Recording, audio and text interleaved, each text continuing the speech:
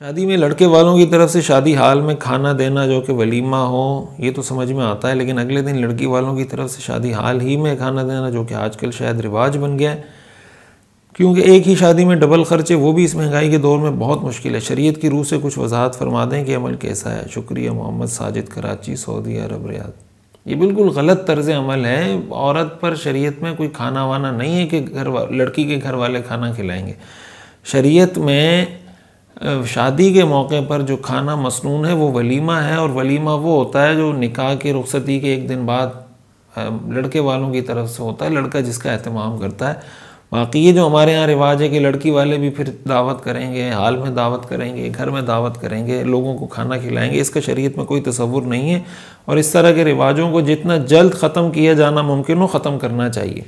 वजह उसकी है कि आप अफोर्ड कर सकते हैं, आप कर लेंगे, लेकिन जिन बच्चियों के वालिदैन नहीं कर सकते उनके लिए आप मुश्किल खड़ी कर देंगे। फिर लोग कहेंगे कि फ़लाँ की बच्ची की शादी हुई थी, उसने तो हाल में खाना खिलाया था, इसकी बच्ची की शादी हुई, इसने तो खाना ही नहीं खिलाया, या इसने तो घर में खाना खिलाया। इस चक्कर में बच्ची वाला वो जहेज़ भी देगा, वो जनाब बच्ची को फर्नीचर भी देगा और उसके ख़र्चे भी उठाएगा, फिर हाल में सारों को खाना भी खिलाएगा।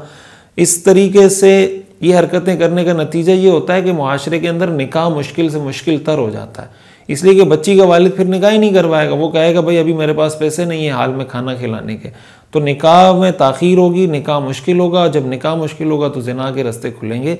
इसलिए इन तरीक़ों को ख़त्म करके निकाह को आसान से आसान तर बनाना चाहिए। मैं एक सरकारी प्राइमरी स्कूल में उस्ताद हूँ। आजकल हमारी छुट्टी 1:30 बजे होती है। महकमे की तरफ से नमाज के लिए कोई वक्फ़ा नहीं है। मैं 1:30 से पहले यानी दौरान ड्यूटी ज़ोहर की नमाज़ अदा कर सकता हूँ और या छुट्टी के बाद अदा करूँ?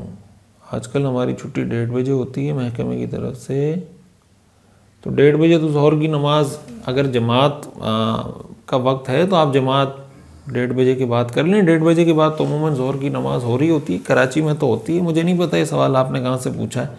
1:30 बजे भी ज़ोहर की जमात होती है, 1:45 भी होती है, 2 भी होती है। तो आप जहाँ आपको जमात मिल सकती है वहाँ जमात के साथ पढ़ लें। तो 1:30 बजे से पहले पढ़ना कोई ज़रूरी तो नहीं। हाँ, अगर वहाँ जमात हो रही है तो फिर आप जमात की नमाज़ के लिए जा सकते हैं ड्यूटी के टाइम में भी। मुफ्ती साहब, आपने कहा कि ब्याज, इसका क्या मतलब है? ब्याज सूदी? अच्छा, वो पहले किसी ने मसला पूछा था, तो सूदी मामला तो ज़ाहिर है कि जायज़ नहीं है। अब मुझे वो सवाल याद नहीं है कि सवाल क्या था, लेकिन सवाल दोबारा करके इसकी वजाहत करते हैं तो मैं बता दूँगा।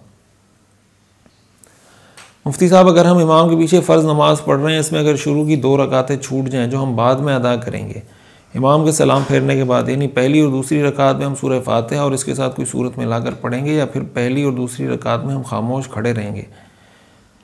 क्योंकि हम जमात की नमाज़ पढ़ रहे थे और इमाम के पीछे इस सूरत में हम क्या करेंगे? वजाहत से जवाब देकर शुक्रिया का मौका दें। कराची फेडरल बी एरिया से मोहम्मद यासीन। इमाम के सलाम फेरने के बाद जब आप खड़े होंगे ना, तो आप सुब्हानकल्लाहुम्मा पढ़ेंगे, सूरह फातिहा पढ़ेंगे, सूरत पढ़ेंगे और रुकू में चले जाएंगे। फिर जब दूसरी रकात में खड़े होंगे फिर सूरह फातिहा पढ़ेंगे, उसके साथ सूरत में लाएंगे और रुकू में चले जाएंगे। ये तरीक़ाकार है। बाकी अगर किसी की 3 रकातें छूट गई हैं तो फिर तीसरी रकात में वो सिर्फ सूरह फातिहा पढ़ेगा। 4 छूट गई हैं तो आखिरी 2 में सूरह फातिहा पढ़ेगा। लेकिन अगर 1 छूटी है या 2 रकातें छूटी हैं तो उसमें आपको पहली रकात में तो सना भी पढ़नी है, फातिहा भी पढ़नी है, उसके साथ सूरत भी मिलानी है। दूसरी रकात में सूरह फातिहा और सूरत मिलानी है।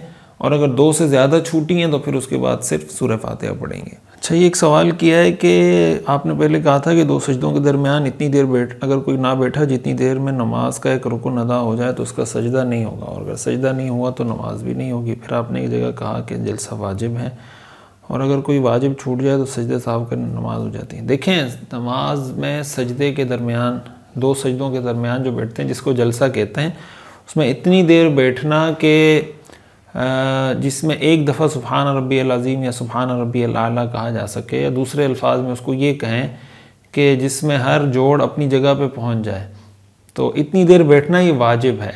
वाजिब होने का यही मतलब है कि अगर नहीं बैठेंगे, इतनी देर भी कोई नहीं बैठेगा तो उस पर सजदे साहब लाजिम हो जाएगा।